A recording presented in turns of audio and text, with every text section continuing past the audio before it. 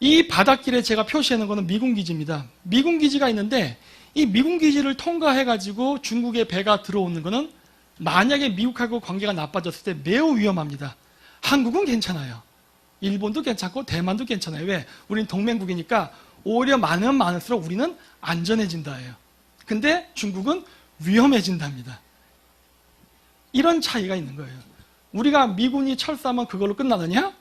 이 항로에 대한 우리 대한민국이 원자재를 수입하고 수출을 하는 바다 항로까지도 안전을 보장 못 받게 되는 일이 벌어지는 겁니다.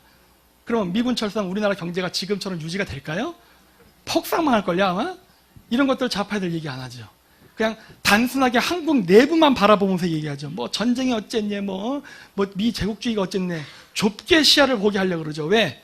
넓게 시야를 보게 되면 진짜 그림이 보이니까 사람을 좁게 한 군데만 보게 합니다. 이게 전형적인 독재 정치의 시스템이에요. 넓게 보지 말고 내가 보라는 것만 봐. 이거. 우리는 넓게 봐야 됩니다. 그래서 아까도 얘기했듯이 미국하고의 관계가 틀어졌을 때 오게 될 그 엄청난 여파는 상상을 초월합니다. 상상을 초월해. 예.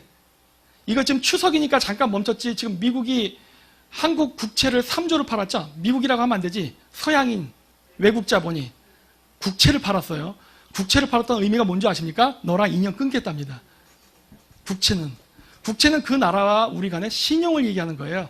난 너를 믿어. 너도 난 믿지? 이러면서 일종의 서로 간에 보증이에요. 우리도 미국 국채 많이 갖고 있어요. 왜? 우린 서로 우방국이니까 너가 설마 우리를 배신하겠어? 같이 가는 거잖아. 이렇게. 그래서 갖고 있죠. 담보인데 그거를 미국 애들이 팔았다는 거는 한국과 관계를 끊겠다는 어떻게 보면 상징적인 표현이에요. 주식은 더 쉽게 뺍니다.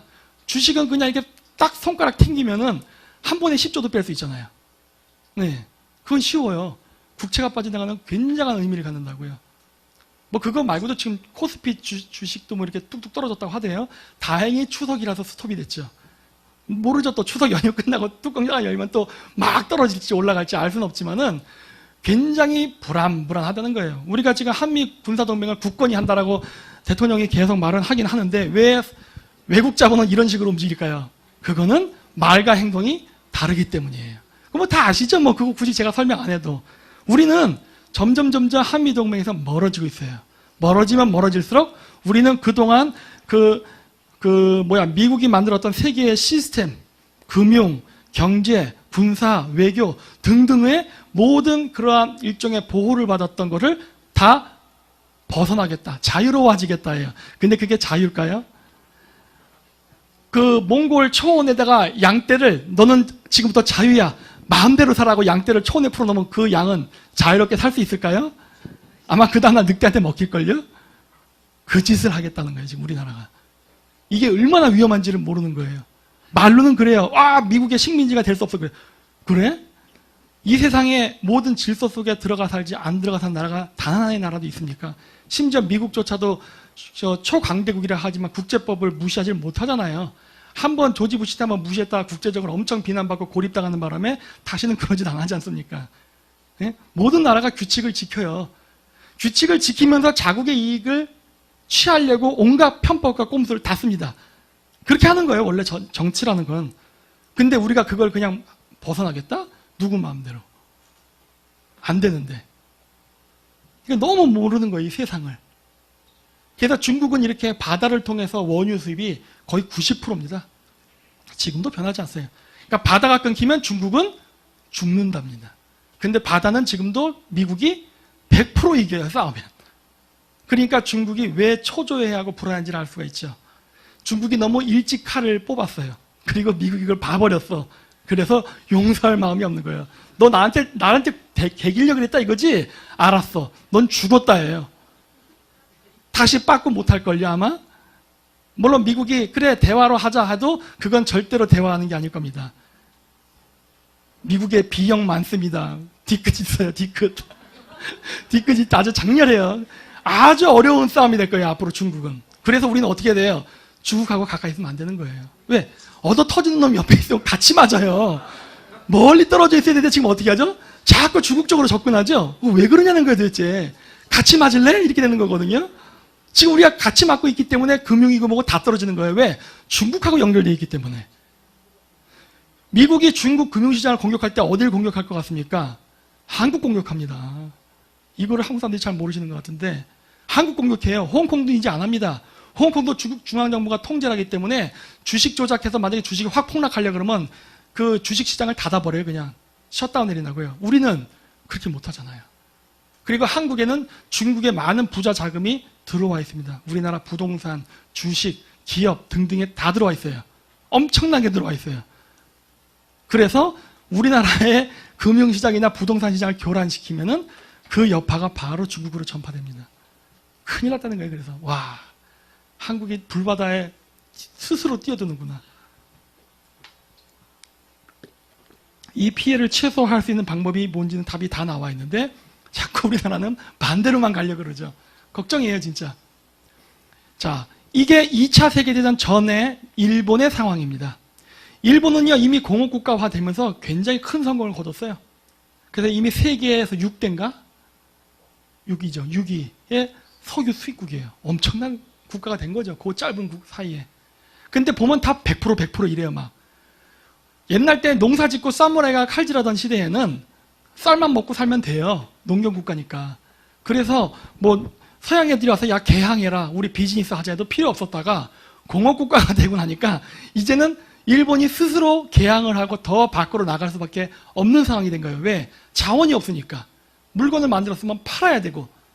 이러다 보니까 이제 공업국가가 되면서 이 자원을 수입하고 물건을 만들어 판매해야 되고 하는 이러한 활발한 무역국가가 됐는데 자원이 하나도 없네. 이게 일본의 딜레마였죠. 그건 한국도 마찬가지고 중국도 마찬가지예요. 그래서 일본이 잘 나갈 때에는요, 대만도 먹고 조선도 점령하고 만주도 점령하고 다 했습니다. 그래도 국제사회로부터 전혀 견제를 받지 않았어요. 왜 그랬는지 아십니까? 그 당시에 일본이 메이지 유신에 성공했던 이유는 딱 하나입니다. 열강의 이해관계예요. 그 당시에 서구 열강은 일본이 커질 필요가 있었습니다. 왜? 그 18세기에서부터 있었던 그레이트 게임이라고 해가지고 러시아 제국은 남쪽으로 내려와서 부동항을 차지하려고 영토를 확장을 했고 대영 제국은 그거를 막는 정책을 해요. 그러면서 러시아가 내려오면 영국이 식민지를 삼으면서 북상을 하면서 계속 부딪히면서 전쟁을 합니다. 그래서 러시아가 부동항을 얻지 못하니까 동쪽으로 가다 연해주까지 온 거예요. 근데 이미 그 당시에 영국은 더 이상 식민지를 확장할 수 있는 상황이 아니었어요. 왜? 아프리카 먹었죠. 인도 먹었죠. 이 두 개 합치면 인구가 영국 인구의 몇 배입니까? 네? 한 20배, 50배? 무진장 많잖아요. 인도 인구가 중국 인구만큼이니까. 이런 데를 다 통제하려다 보니까 영국 국민 남자를 다 군대로 써도 모자랄 정도로 뭐 엄청난 국방비가 지출이 되는 거예요. 그러다 보니까 어떻게 해요? 할 수가 없지. 프랑스도 마찬가지고. 그러다 보니까 어떻게 됐느냐? 일본을 키운 겁니다. 우리가 할 수 없다면 다른 대리국가가 필요하다 해요. 그러다 보니까 운 좋게도 극동지역은 아프리카나 남미처럼 서양 국가가 들어서 식민지를 해서 잡아먹은 게 아니라 경제성장을 하게 된 거예요. 왜? 러시아의 남하를 견제하기 위해서. 그래서 일본의 메이지 유신은 성공한 겁니다. 그게 아프리카나 인도였으면 아마 실패했을 거예요. 성공 못하게 방해했을 겁니다. 러시아의 남하를 견제하기 위해서였어요. 그러면 조선에는 미국이나 영국이나 프랑스가 안 왔나요? 왔지요. 왔는데 왜 우리는 실패했을까요? 그 당시에 한국의 국민들이 국제정세를 몰라서 왜 서방 세력들이 우리나라에 들어오는가? 왜 러시아가 오는가? 왜 일본이 갑자기 경제성장을 하는가? 왜 청나라가 뭐 아편전쟁으로 두들겨 터지고 이런 일들이 벌어지나? 근본적인 원인을 몰랐던 거예요. 왜 이런 일들이 벌어지나? 그 당시에 우리나라 국민들이 생각했던 건 뭡니까? 아, 외세 침략. 이 생각밖에 없었어요. 외세 침략이다. 막아야 된다. 이거밖에 없는 거예요. 그러니까 어떻게 된 거예요? 세국 정책으로 가버리죠. 그래서 어떻게 됩니까? 망하죠. 지금의 한국 상황이 똑같죠. 왜 지금 중국이 우리나라에 들어오는가? 왜 북한이 핵실험을 하는가? 왜 미국이 여기 우리나라에 관여하는가? 대한 근본적인 원인은 생각하려 들지 않고 아, 제국주의의 공격이다. 이게 지금 우리나라 사람들 국민 대다수의 머릿속에 들어있는 거죠. 그러면서 동학정신을 계승하자 그러죠. 아, 동학정신 좋죠. 근데 동학군 민심은 천심이라 부르던 사람들이 일본군의 기관총한테 이겼습니까? 죽지요. 날아가는 거예요. 중국의 태평천국군들이 자기가 뭐 상제다 그래가지고 싸웠는데 서양인들의 총포에 이겼습니까? 안 된다니까요. 그 당시에 영국이나 프랑스나 일본, 뭐 네덜란드, 기타 등등의 열강들은 조선을 개항시켜서 근대화를 시키려고 했습니다. 초창기에는. 왜? 러시아의 남하를 막기 위해서. 일본은 섬나라예요. 대륙으로 진출해야 된단 말이에요. 대륙 진출해서 대륙으로부터 밀고 올라가야 되는데 일본은 그게 어려워. 일본이 하려면 조선을 점령을 해야 돼. 그러다 보니까 조선을 독립시켜서 독자적으로 공화국가를 만들려고 했죠. 초창기에는. 일본은 커서 바다를 막고 조선은 육지를 견제하고, 이렇게 함으로써 제정 러시아가 바닷길도 못 나오게 하고 육지길도 남쪽으로 못 내려오게 견제하는 게 1차 목표였죠. 근데 어떻게 됐어요? 우리는 다 반대하죠. 무조건 외국놈 물러나라 그러죠. 이 사람들이 왜 들어오는지도 모르고, 그리고 이 사람들 이길 수 있나요? 싸우면? 이길 수도 또 없는 상대예요. 그럼 어떻게 돼요? 다 죽어버렸잖아요. 왜 이렇게 세상의 흐름을 모르냐는 거예요. 예? 국민들의 의견이니까, 민심은 천심이니까 우리가 이깁니까? 누구 마음대로. 안 된다는 거예요. 그런 식으로 움직이는 게 아닙니다. 국제정세는. 만약에 우리나라가, 뭐 역사에 만약이라는 건 없지만, 우리가 만약에 그렇게 해가지고 진짜 국제정세를 알았던 그 4대 문화, 아니면 고종이라도 공부를 해서 그걸 깨우쳤다면요, 우리 러시아가 남하에서 먹었던 연해주 있죠? 사할린, 이런 거 아마 한국당 됐을 겁니다. 제정 러시아가 볼셰비키 혁명으로 붕괴돼서 힘의 공백이 생겼을 때 우리가 북진했을 거예요. 왜? 영국이 차지했던 부동항을, 그 기회를 이용해서 영국과 프랑스나 미국은 조선을 지원해가고 군사적으로 밀어냈을 테니까. 만주? 마찬가지죠. 다 우리 땅 될 수 있었어요. 아십니까? 우리가 정책을 잘못하는 바람에 만주라든가 북간도는 다 청나라, 일본 이런 강대국의 이해관계 속에 나눠져 버린 거예요. 잃어버린 거예요, 땅을. 외교 한 번 잘못해서. 이런 얘기들을 좌파들은 안 합니다. 뭐라고 얘기하냐? 그냥 일본 새끼들 나쁜 놈이고 일본 놈들이 조선의 땅을 마음대로 강탈해서 쪼갰다 해요. 물론 일본은 그러고 싶었어요. 하지만 다른 서방의 열강 국가들은 일본이 확장하는 것을 막고 싶었습니다. 왜? 식민지 쟁탈전이니까. 조선이 이뻐서가 아니라 일본이 강해지는 게 싫은 거예요. 간단해요. 근데 우리는 그러한 역학관계 속에서 그러한 열강들의 세력을 이용해서 우리의 국익을 챙기는데 실패했죠. 그 결과는 우리가 열강의 밥이 된 거죠. 그 중에 일본이 최종 승자가 되면서 조선을 먹은 거죠.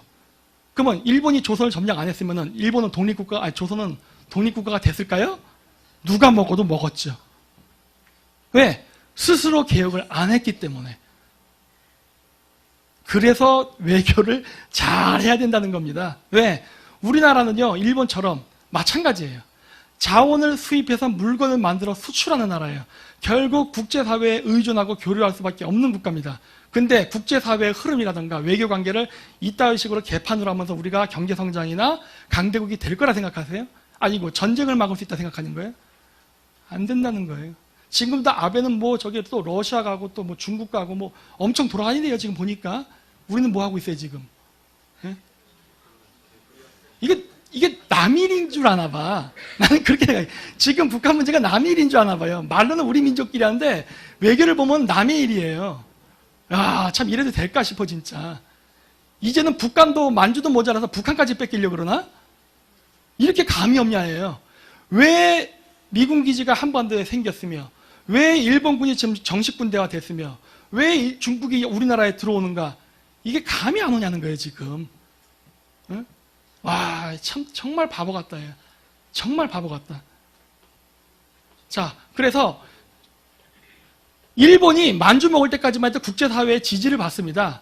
근데 일본이 미국하고 적이 되는 게 바로 중일전쟁이에요. 중국 공격하면서 미국하고 사이가 확 틀어집니다. 왜?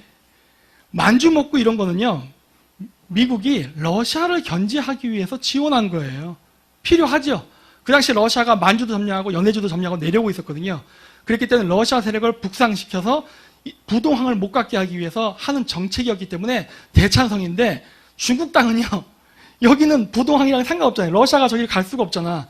저기는 영국, 프랑스 이런 데가 먹으려고 남겨놨던 케이크인데 그걸 일본이 낼름 먹어버리네? 이거 삐져버린 거죠. 야, 이 새끼 안 되겠다. 어? 우리가 그냥 꼬봉으로 두면서 우리가 러시아가 식민지 쟁탈하려는 거를 못 먹게 해서 우리가 이렇게 먹으려고 방어선으로 쓰려고 했는데 얘가 우리 파이를 먹기 시작하네? 이러면서 적이 된 거예요. 일본이 외교를 여기서 정말 잘했으면 우리 다 기모노 입고 일본말 씁니다. 일본이 여기서 마지막 전략적 실패를 여기서 하는 바람에 결국 일본이 2차 세계대전 패배하고 핵폭탄 2방 맞고 다시 원상복구된 거예요. 섬나라로 밀려났죠. 어떻게 보면 우리한테는 천우신조였던 거예요. 중일전쟁 안 했으면 끝났어요. 우리 그냥 망한 겁니다. 그래서 외교가 중요하다는 거예요. 그래서 외교가. 그지 같던 일본이 갑자기 세계 2위 경제 대국이 됐고 오늘날 기술 강국이 되고 2차 세계대전 때 미국을 상대로 맞짱을 떠서 히틀러보다도 더 오래 전쟁할 수 있었던 원인은 바로 서양 애들의 전폭적인 지원이었어요. 물론 적이 되는 건 나중에 적이 되지만 바로 국제사회 속에서 그런 갈등을 자국의 이익으로 되게끔 유도를 했기 때문에 그게 가능했던 거예요. 막판에 물론 좀 실수는 했지만 일본이 했던 외교 정책은 전반적으로는 굉장히 뛰어났죠. 일본이 100년 전에 150년에 저짓을 했다는 거예요. 150년 전에. 우리는 150년이 흘렀는데 아직도 항공모함을 못 만들고 아직도 로켓을 못 만들고 북한은 만드는데 그리고 아직도 외교를 못 하지요. 큰일 난 거죠, 진짜. 응? 그래서 이제 러시아가 이제 문제가 됩니다. 과연 그러면은 러시아랑 중국은 지금 한편인데 앞으로도 러시아와 중국이 계속 친구가 될 수 있을까에 대한 부분이에요. 안 됩니다. 전 단언합니다. 그리고 러시아들한테 물어봐도 다 그렇게 얘기해요. 단기적으로는 합니다. 러시아가 중국과 미국, 제가 게임 이론으로 설명하는 거예요. 러시아와 중국을 파트너로 삼을 때 둘을 동시에 삼을 수는 없습니다. 그건 다 여러분들 동의하실 거예요. 러시아는 중국과 미국을 동시에 파트너로 가질 수가 없어요. 한쪽만 선택해야 돼요. 왜? 미국하고 중국이 사이가 안 좋기 때문에. 따라서 두 개 빼야 돼요. 그러면 러시아 입장에서 중국하고 교류를 할 때는요, 경제 개발을 할 수 있지만 단점은 뭡니까? 중국인들의 불법 이민이에요. 여기에 문제가 돼. 경제 개발은 할 수 있지만. 그리고 미국하고 교류를 하게 되면은 경제 개발은 할 수 있어요. 근데 문제는 뭐예요? 내정 간섭이에요. 정치적인 개입, 뭐 이렇게 친미파를 만들려는 공작, 이런 게 들어올 수 있어요. 그래서 러시아는 단기적으로는 중국하고 한편을 맺는다로 갑니다. 실질적으로 그랬고, 왜? 그 당시에 중국은 러시아보다 강한 나라가 아니었으니까. 근데 문제는 뭐예요? 아이고, 확 지나간다, 이렇게. 장기적으로 봤을 때는 어떻게 하는가? 장기적으로. 중국이 경제 성장을 하면서 군사력, 즉 국방비가 지금 러시아보다 한 5배가 높더라고요. 이런 상황에서 러시아가 중국과 과연 친구가 될 수 있냐예요. 당연히 둘도 안 되고 미국 쪽으로 가겠죠. 미국의 내정 간섭의 우려는 있으나 그래도 미국하고 경제 교류하는 게 낫다. 그리고 오히려 중국을 견제하는 것을 조건으로 해서 그러한 정치적 견제를 못하게 할 수 있는 협상도 걸 수 있으니까. 따라서 앞으로 러시아는 미국하고 한편이 될 가능성이 매우 높습니다. 그리고 여러 가지 국제 정세를 보면은 그러한 신호가 보여요. 오늘은 시간 관계상 제가 이야기 안 하겠지만, 이게 뭔가 보면은 러시아는 미국 편인데 라는 느낌이 드는 여러 가지 사건과 징후들이 있어요. 그래서 중국은 점점 고립되고 있습니다. 단 중국이 지금 탈출할 수 있는 탈출구가 한국이에요. 왜? 우리나라는 친중 정권이니까. 우리나라 빼놓고 주변에 점점 다 친미화됩니다. 물론 동남아시아 국가 중에 친중 정권이 있어요. 근데 동남아시아의 친중 정권이요, 중국이 퍼줘야 되는 나라입니다. 돈을 안 주면 바로 적이 될 나라들이에요. 그러니까 자기가 부양해야 될 나라들이야. 돈을 주면서 매수를 해야지 돈 끊는 순간 바로 돌아서는 나라예요. 중국은 내부적으로도 지금 고정비 지출 많다고 했죠. 고속철도 사업서부터. 나갈 돈은 많은데 수출이 잘 안 돼서 수입이 적어요. 이런 상태에서 자기 편을 만들기 위해서 매수를 하고 있는데, 이 매수를 한 거를 돈을 끊으면 반드시 적이 될 나라들이에요. 근데 한국만 호구처럼 중국한테 부동산 팔고 기업 팔고 해가지고 기술 제공하고 자본을 제공하고 있죠. 우리의 돈이 결국 동남아시아 국가들을 친중화시키는 데 쓰이고 있는 거죠. 우리의 돈이 중국으로 들어가서 북한에 경제 지원을 한 장으로 쓰이고 있는 거죠. 왜? 우리가 중국하고 교류를 하니까. 우리만 끊어버리면은 북한도 아작을 낼 수 있고 중국도 박살을 낼 수 있는데, 우리가 중국에 붙어서 중국이 우리 몸에 기생을 하면서 한국을 숙주 삼아서 지금 중국의 패권을 유지하는 정책을 쓰고 있죠. 그렇게 빠져나가는 돈만 없다면 우리나라는 어쩌면 더 좋은 복지라든가 국방에 더 돈을 쓸 수 있을 텐데 우리가 지금 이런 식으로 세계 평화를 교란시키는 일을 본의 아니게 하고 있다는 거예요. 본의 아니게. 그러면 우리는 어떻게 될까요? 철퇴가 날아오지 않을까요? 왜? 중국을 못하게 하기 위해서. 강대국끼리 싸우지 않아요. 먼저 대리전부터 합니다. 우리가 아까 6개 분쟁 지역 중에 6등이었는데 점점 순위가 5, 4, 3, 2, 1 막 올라가고 있어요, 지금. 네? 전쟁이 난다면은 되도록이면 남의 땅에서 나야죠. 베트남 전쟁이 대표적인 사례 아닙니까? 그래서 우리가 돈 많이 벌었죠. 물론 슬픈 일이죠, 사람이 죽으니까. 하지만 어쨌든 전쟁을 통해서 우리나라는 경제 개발에 큰 돈을 법니다. 그게 오늘날 우리가 이렇게 잘 살게 되는 어떻게 보면 기반이 됐단 말이에요.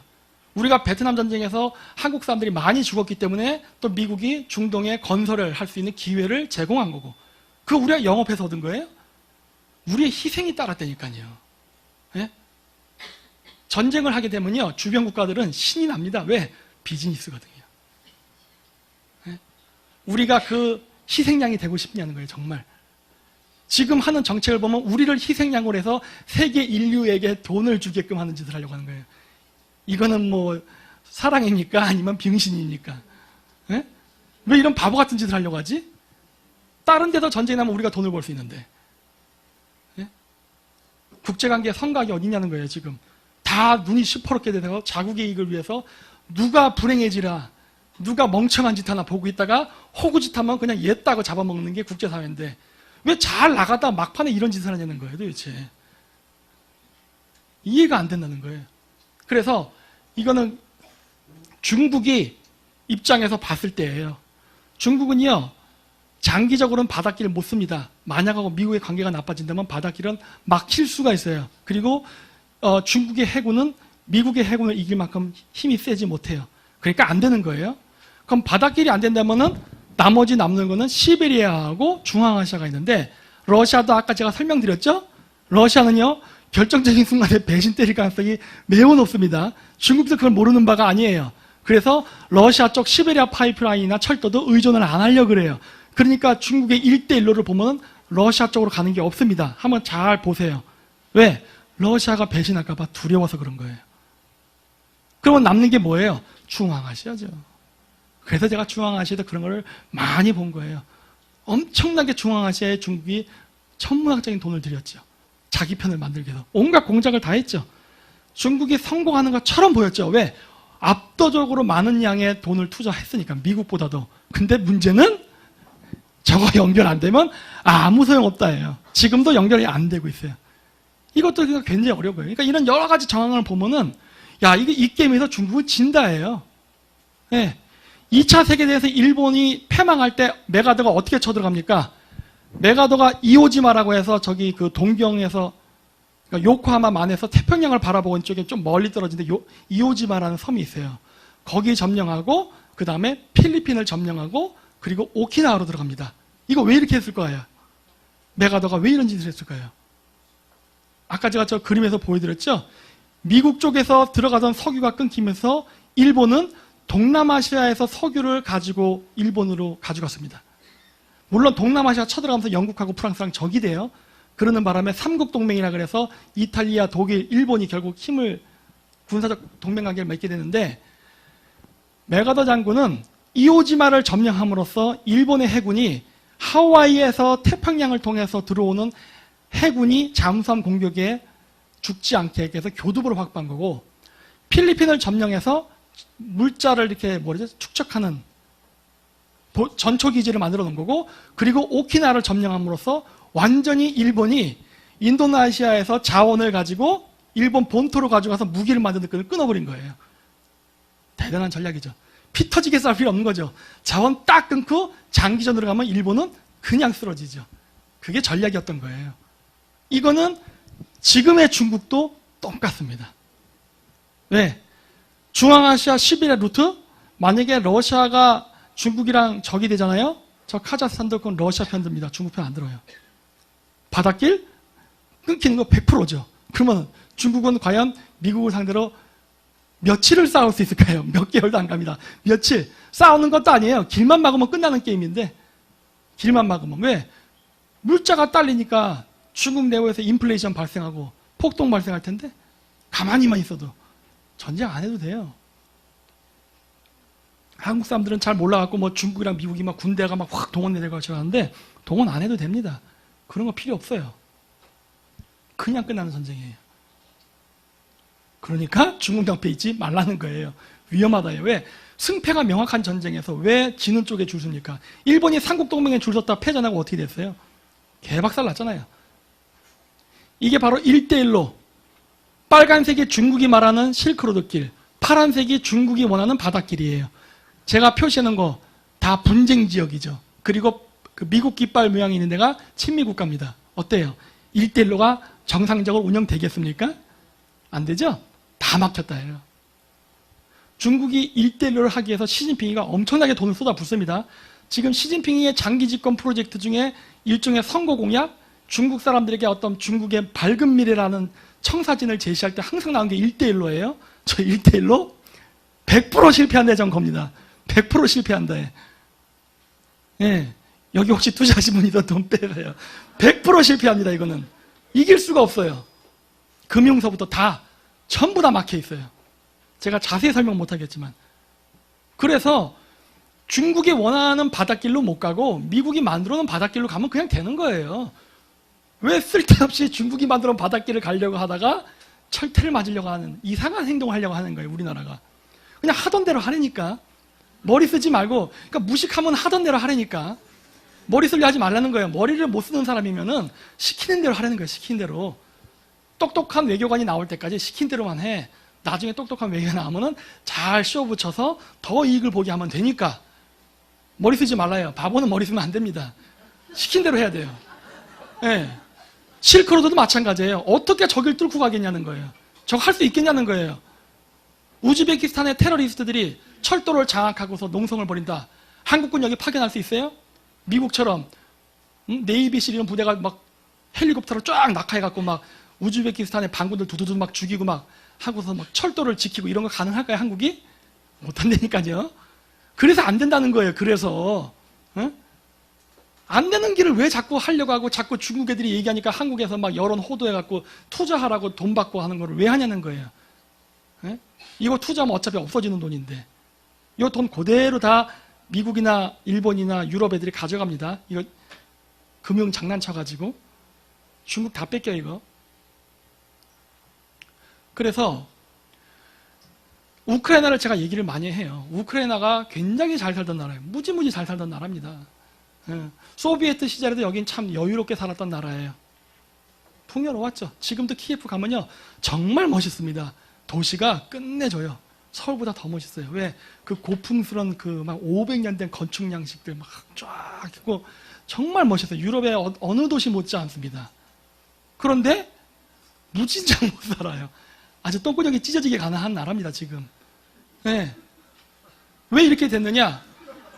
제가 이런 말을 써서 좀 그런가요? 죄송합니다. 제가 원래 좀 말이 험해서 어쨌든 간에 제가 중간중간 이런 말이 나오더라도 이해해 주십시오. 네? 박사라고 고상한 말 쓰는 거 제 취향이 안 맞습니다.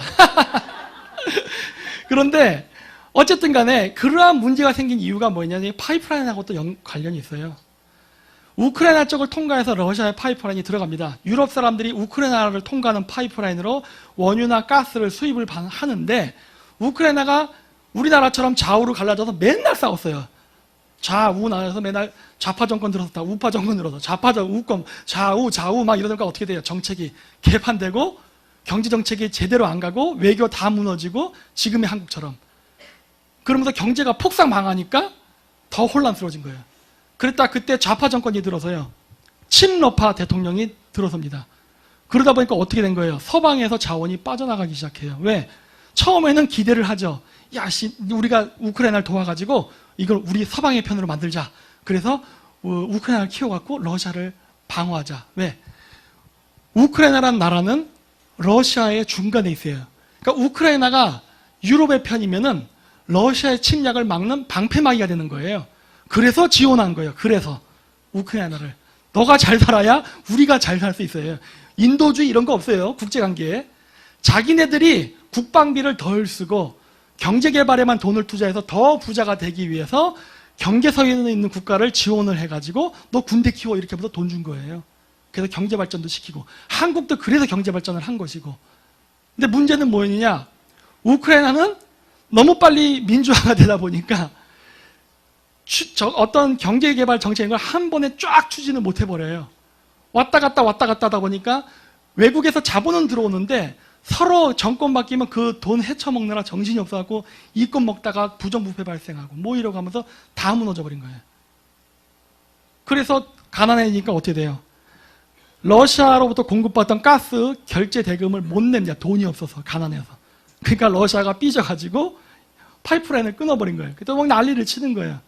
그런데 그때 친러파 정권이 여기 들어서 있으니까, 근데 친러파 정권 들어서 있는데 이 서쪽에 있던 우크라이나 사람들이 친미, 친유럽적인 사람들이 이 정권을 엎어버리죠. 그러니까 어떻게 돼요? 이 대통령이 모스크바로 도망가요. 형님 도와주세요 하고. 그때 갑자기 러시아군이 쭉 들어와서 크림반도 점령하고 이쪽 지역도 좀 점령하려고 하죠. 그게 2014년 2월 달이에요. 2월 24일인가 2월 14일인가 그래요. 그때 쳐들어와서 그때 나토군이 야 우리 러시아가 쳐들어왔으니까 우리 힘을 합쳐서 몰아내자라고 하는데 유럽이 나 안 할래 그래 버린 거예요. 나는 이 전쟁에 참가 안 할래. 왜 그랬을 것 같습니까? 2월 달이에요. 2월 달. 동지가 있는 날. 무지무지 춥죠? 러시아로부터 파이프라인으로 가스와 원유를 공급받아야 되는데 어떻게 독일과 프랑스가 개길 수 있습니까? 러시아에. 저 상황에서. 푸틴이 파이프라인 끊을까? 그러니까 아이고 잠깐만 기다려보세요 하고 우리 대화로 합시다 이러는 거예요. 어? 우리 말로 합시다. 미국은 아니야 우리 강력하게 나가야 되는데 유럽이 나 그러면 중립할래 이런 식으로 해버리고 협조를 하는 거예요. 그러니까 어떻게 된 거예요? 우크라이나는 땅 뺏겼죠. 땅도 뺏기고 경제 더 혼란해졌죠. 나라는 둘로 쪼개졌죠. 이렇게 되는 거예요. 경계선에 있다고 해서 손해보는 게 아닙니다. 아까 얘기했죠? 경계선에 있기 때문에 투자 자금이 들어오는 거예요. 왜? 자기들의 유럽 국가들이 자기들을 방어하기 위해서 키우는 거예요. 우리 이 나라가 만약에 저기 마다가스카르나 이런 데 있었으면 과연 그러한 지원을 받았을까요? 안 받죠. 왜? 아무 이해관계가 없잖아요. 있기 때문에 지원도 받는 거예요. 근데 이거는 얘네들은 제대로 활용을 못했죠. 결국 그래서 이 나라는 아작이 나버렸죠. 그랬는데 나중에는 유럽연합이 힘을 합칩니다. 왜 합치느냐? 우크라이나 사태가 일어나고 한 달 뒤에 아이시스가 시리아를 점령하고 이라크를 점령하면서 막 팽창합니다. 빨간색 천원대. 검정색이 유전지대예요. 이 지역을 점령하면서 중동 지역의 유전지대를 하나둘 점령하기 시작하는 거예요. 올라? 이상하네. 뒤에 이게 나올래나? 안 나오는구나. 원래 전쟁이 발생하면요 국제 유가는 올라갑니다. 늘 그래왔어요. 호르무즈를 이란이 옛날 때 길을 막아버린다. 쿠웨이트에서 일어났던 전쟁, 이라크 전쟁 등등 전쟁이 발생하면 반드시 유가는 올랐어요. 왜? 이 지역에 중동 정세가 불안해지면 석유를 갖고 나오기가 힘드니까 당연히 어려워지죠. 근데 이번에 잘 보십시오. 아이시스 사태 때는 유가가 떨어졌습니다. 아이시스 사태 이전에는 유가가 한때 147불까지 올라가요. 배럴당. 피크를 쳤는데 쭉쭉 떨어지더니 30불대로 떨어져요. 24불까지 떨어졌나 그래요. 25불인가 24불인가 한때. 지금은 한 50불대에서 왔다 갔다 하는 걸로 알고 있는데 떨어졌어요. 기름값이. 자, 문제는 뭐냐? 러시아 쪽으로부터 배럴당 130불에 사야 했던 석유를 아이시스가 테러를 하기 위해서 유전지대를 점령하고 30불에 팔아버리네? 그럼 유럽연합은 어떻게 하면 돼요? 이거 마진이 많이 나는 장사가 아니고 비즈니스도 되고 자국 국민들 안전하게 난방이나 에너지를 공급할 수 있네? 그럼 어떻게 되는 거예요? 일로 가는 거죠. 네? 국제사회는 이렇게 움직이는 거예요. 네? 아시겠습니까? 결국 이 동네는 우크라이나 사태 때문에 된통 된소리를 맞았네. 이게 뭔 일이야. 남이 동네 분쟁이 결국 중근동까지 확장돼 버린 거란 말이에요. 그리고 이거를 막아줘야 될 유럽 국가들이 오히려 부추겨주는 거예요. 왜? 러시아를 제재를 가하기 위해서는 에너지가 필요한데 그 에너지가 오는 데가 여기거든. 아이시스 사태가 왜 안 끝난지가 보이시죠? 러시아 죽이기입니다. 러시아 죽이기. 네. 러시아의 유가는 비싸거든요. 기름값 훅 떨어뜨려가지고. 중동에 석유 많아요, 여기는. 그러니까 기름값이 쌉니다. 그러니까 이런 식으로 공격을 하면은 러시아도 죽죠. 지금 러시아 경제가요, 정말 흔들흔들합니다. 진짜 바람 앞에 등불이 될 정도로 위기예요. 근데 땅은 넓으니까 먹고는 다 살아요. 먹고는 사는데 어디가 그러면 러시아가 위험하냐? 대도시들이 위험한 거예요. 바로 공업국가가 된 지역이 제일 위험해져요. 시골은 농촌국가니까 상관없어요. 사람들이 그런 얘기를 해요. 북한 사람들 얘기할 때, 북한을 경제 제재를 막 취하면은 북한들이 쫄쫄 굶어 죽으면서, 와, 쿠데타가 일어날 것이다. 안 일어납니다. 그 착각이에요. 왜 그런지 아세요? 걔네들은 늘 그렇게 살아왔어요. 늘 그렇게. 제가 카자흐스탄에 있었잖아요. 카자흐스탄이 경제 성장했다 2008년도 금융위기가 와서 경제가 폭락을 했어요. 난리가 났죠. 그때 다 죽는다고 생각했어요. 아, 이제 카자흐스탄은 망했다, 끝이다. 아니요.